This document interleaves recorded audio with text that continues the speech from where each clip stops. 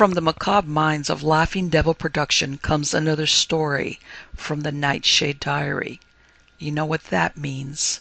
Check under the bed and make sure no one or nothing is there. Is the closet door securely shut? Then leave your disbelief behind, amp up your imagination, and hang on tight for another ride into terror and mystery. And like all good horror stories, just imagine it's a dark and stormy night. And remember, screaming like a little girl is permitted.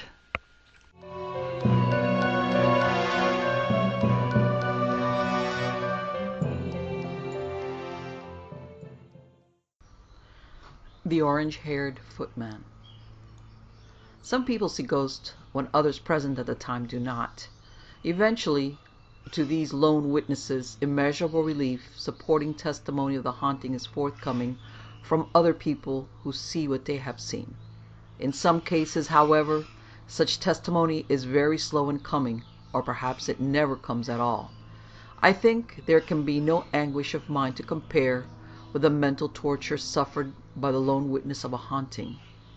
A special case that comes to mind is that described to me a few years before the First World War by my friend Miss Esther Crewe, sister of Mr. Rex Crewe, the pianist. Miss Crewe was a central figure in the case, which concerned a house in the London suburb of Ealing, occupied by her uncle, Dr. Frederick Caroween, and his family. It was a perfectly ordinary house, but let Miss Crewe tell the story as she told it to me then. There is nothing in the appearance of the house, Mr. O'Donnell, to distinguish it from the dozens of other moderate-sized detached houses that one sees everywhere in the suburbs. It stands 60 or so yards from the road, the intervening space being occupied by a tidily kept lawn bordered by copper beeches and pink chestnuts, with a sprinkling of rhododendrons and lilac trees. There is an extensive garden in the rear, one end of which is utilized for vegetables, the remainder being kept for a play lawn.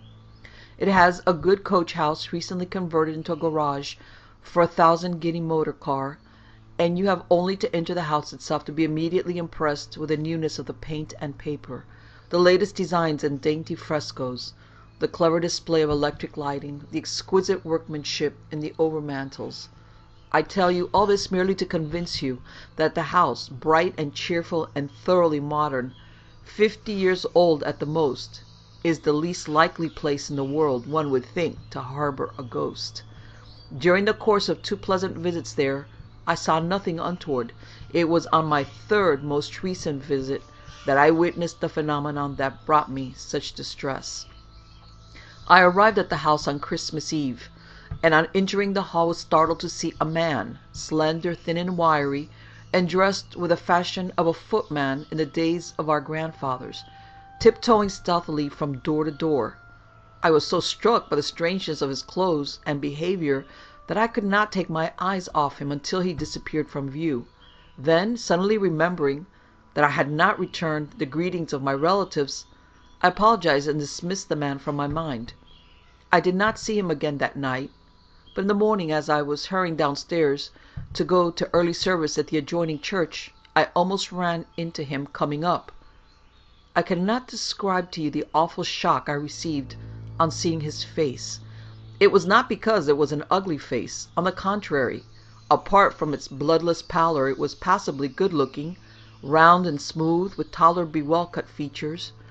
But it was the expression, the wealth of hidden meaning in the tightly drawn lips and heavily lidded blue eyes, that seemed to bid me hold my tongue on the pain of instant death. I shrank against the wall to let him pass, and as he did so a current of icy air blew through me, causing my teeth to chatter and my legs to totter. He so fascinated me that I gazed after him as he noiselessly mounted the stairs, his bristling close-cropped hair shining orange in the electric light. Pausing for a second or so on the brink of the landing, he looked down, his eyes shining horribly, and placing the first finger of his right hand on his lips, silently bade me keep his evil intentions secret. He then seemed to disappear suddenly, though how or where I cannot say. I found myself facing only a blank wall and balustrades. After this I thought I had better approach the Caroweens about the man, so as we were coming back from church I casually said to Muriel, the youngest of the girls, "By the way, isn't that new footman you have a queer creature?" Muriel opened her eyes wide. "New footman?" she said. "What on earth do you mean? We haven't a footman, only a chauffeur, and there's nothing odd about him." "What is the chauffeur like?" I asked. Muriel was very amused. "The things you ask," she said. "I have never looked at Adams very closely, but he has a large nose, black hair, and a jutting chin." "Then it is not him," I said. "Not him?" said Muriel. "Oh, do tell me the mystery." So I described to her what I had seen. She was greatly interested. "The house must be haunted," she said when I had finished, "and yet it is quite new, without any history, at least as far as we know. But what a horrid ghost! Do let us hurry, I am dying to tell the others." And she told them my story. They were all keenly excited, though none could offer the slightest explanation of what had occurred beyond the rather unkind suggestion that I had been dreaming. I was teased about having too much pudding, about studying too hard in one thing and another. In short, I had no sympathizers in the household, certainly none in whom I felt I could confide should I see any further phenomena. Therefore nothing more was said about the footman, not by me at all events during the remainder of my visit. How I suffered! I was always meeting the man, Mr. O'Donnell. Sometimes he would steal quietly upon me as I was crossing a landing, and after half scaring me to death would vanish through the walls. At other times he would rap at my door, and on my opening it would glide swiftly away, his malevolent eyes full of devilish glee at my discomfiture.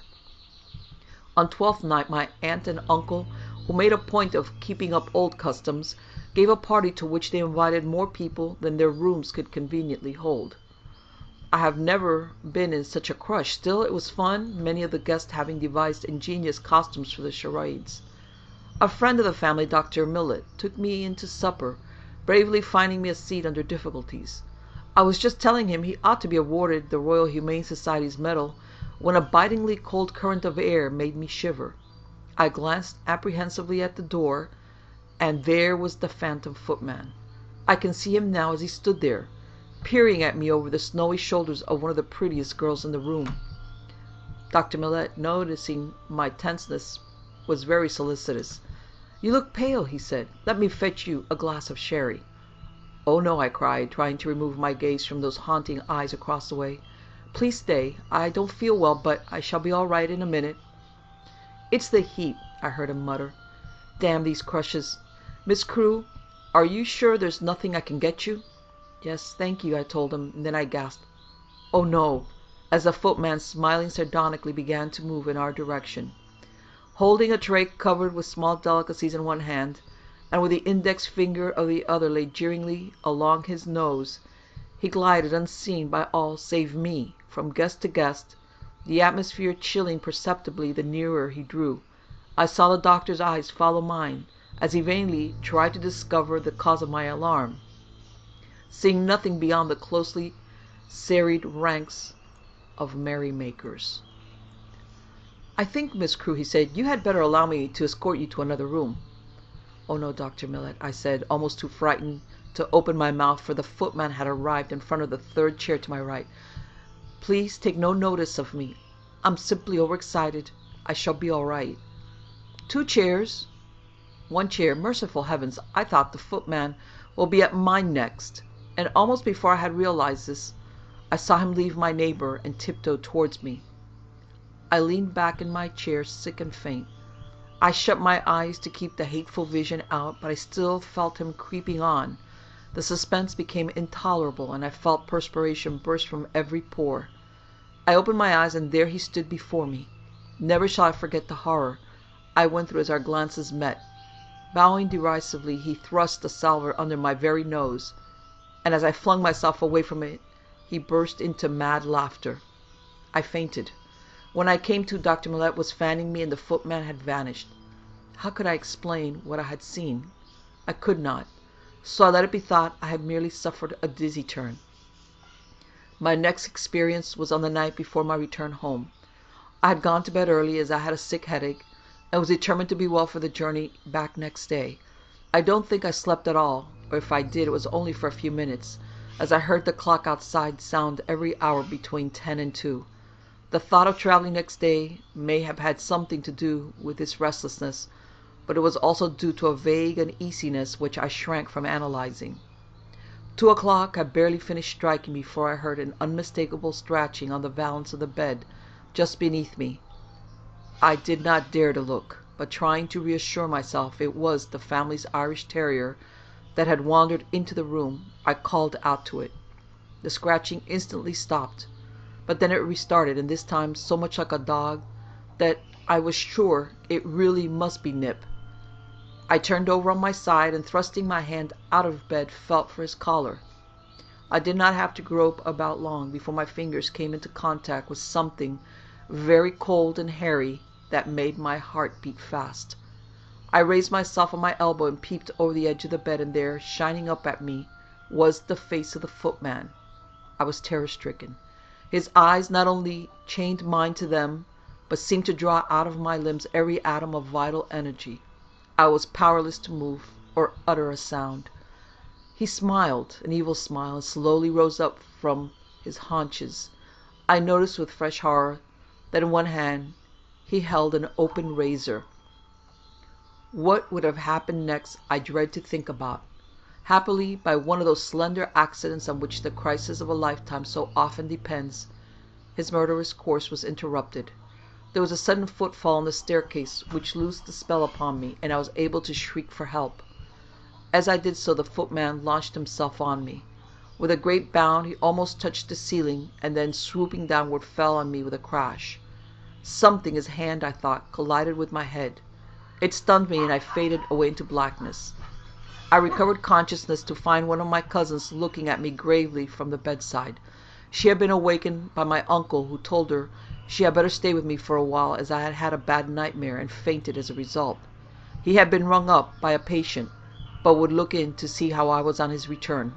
This he did, and I was relieved to hear him say there was nothing to prevent me traveling home, although he would be glad if I would make my indisposition an excuse to stay. Stay in that house, and in that room? Not for £1,000. I was never in my life more glad to end the visit, and I dare say they, on their part, were somewhat relieved to see me go. On arriving home, I told my parents everything I had seen. They were very upset, both by my story and my pale appearance.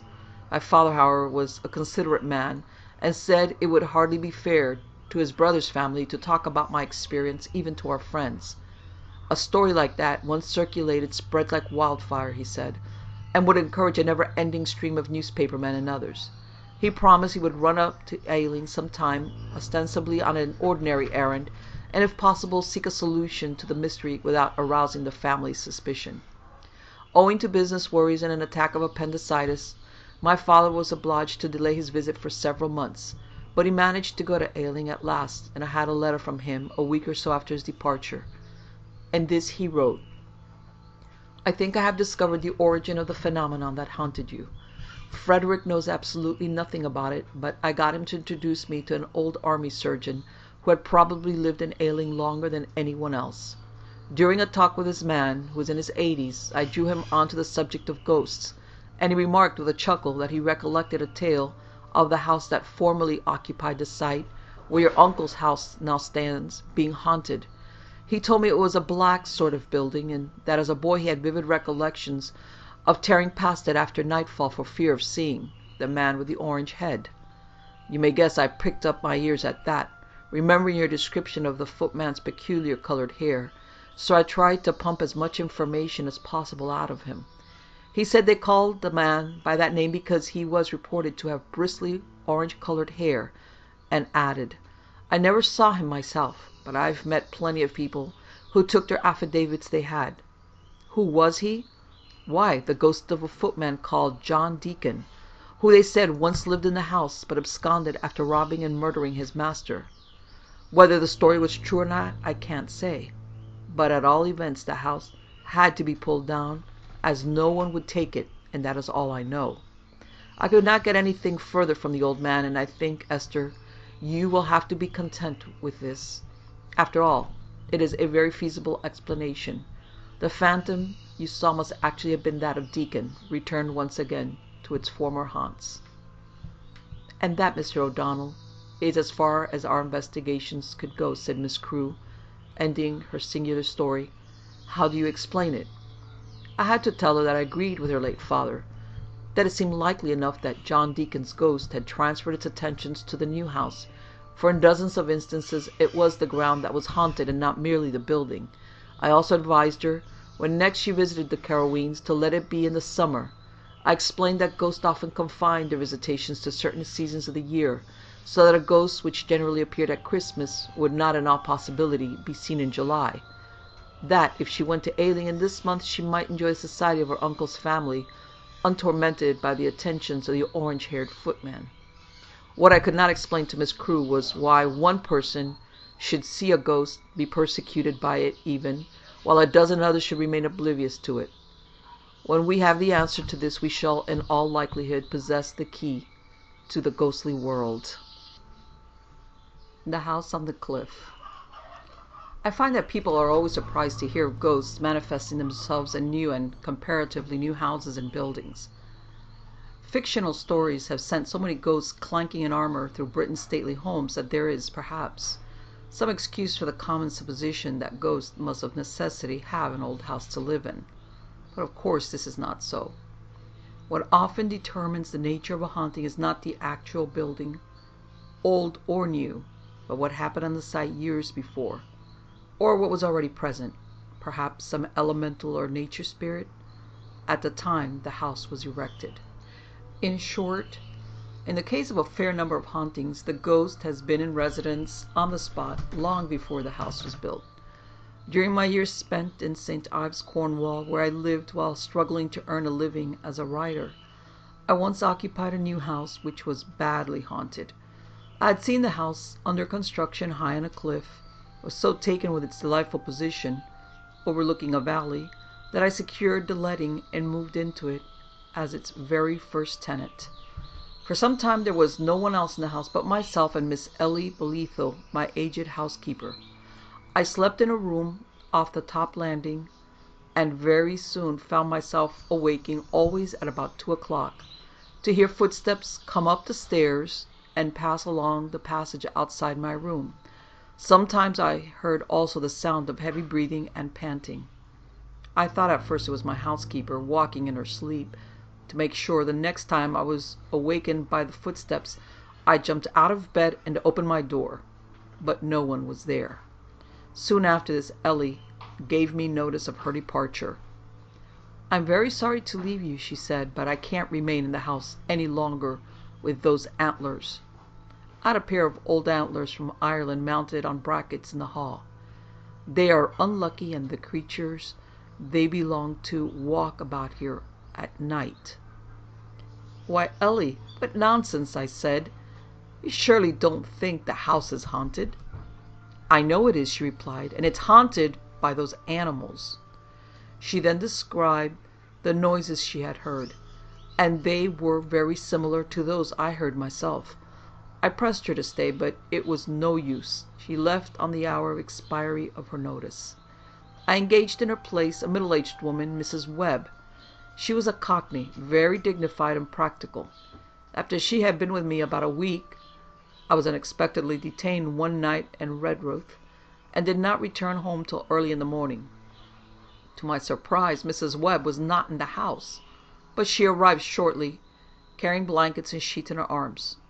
"Whatever's happened?" I asked, looking at the bedclothes she threw down. "Oh," she said, with a deep sigh of relief, "I'm so glad you've returned, Mr. O'Donnell. I simply daren't stay here alone, so I went to Mrs. Marble's last night, when you didn't return. I might as well tell you, sir," she added, "there's something very strange about this house. When I've been in the kitchen after you've gone to bed, I've had the feeling that something very queer has come into the house from the valley outside.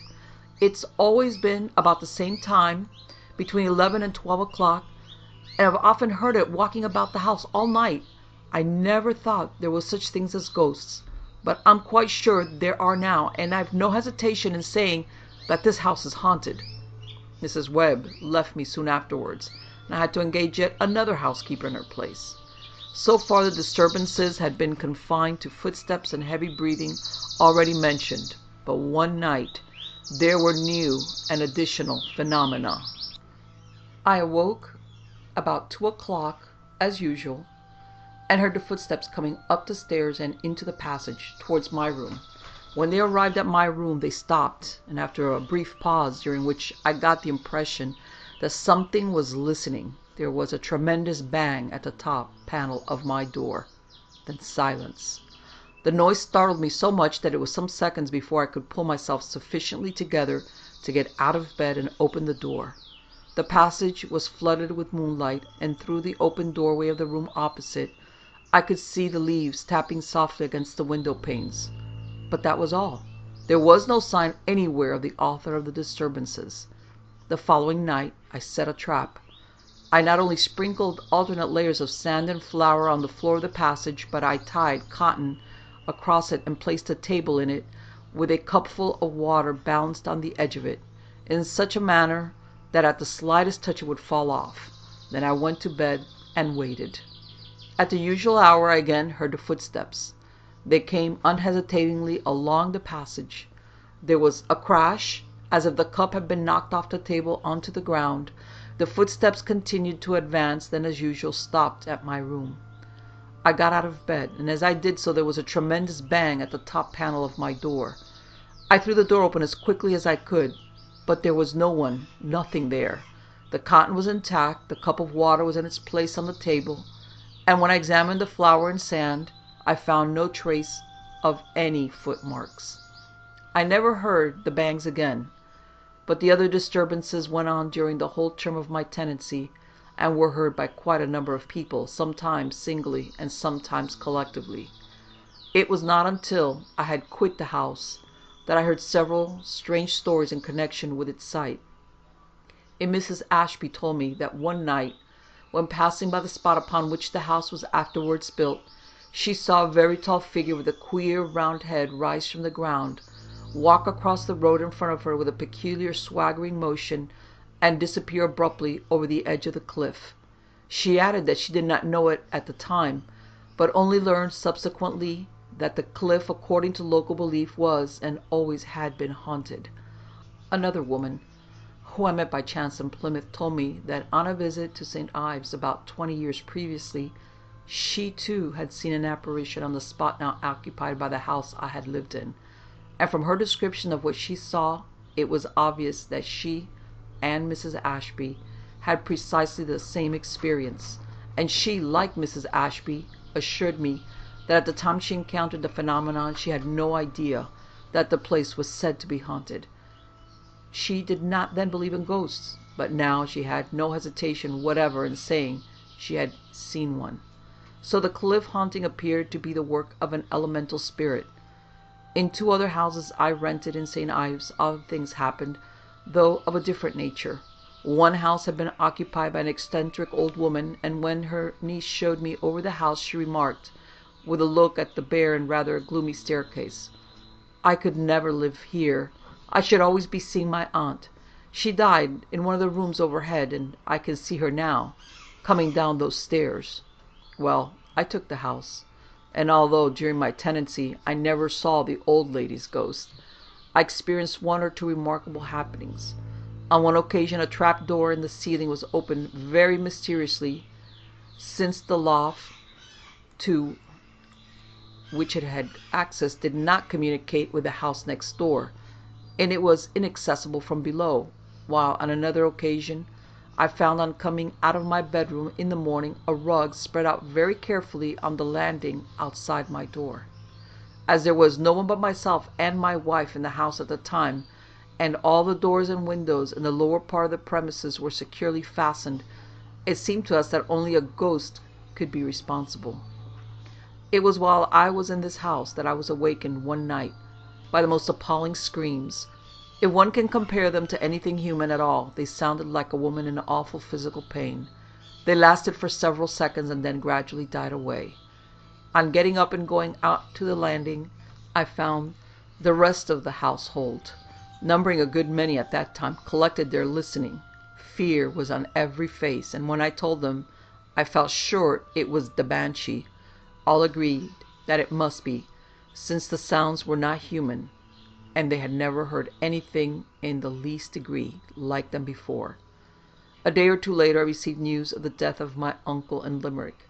He was the senior member of our branch of the family, the oldest branch of the O'Donnells of the north of Ireland.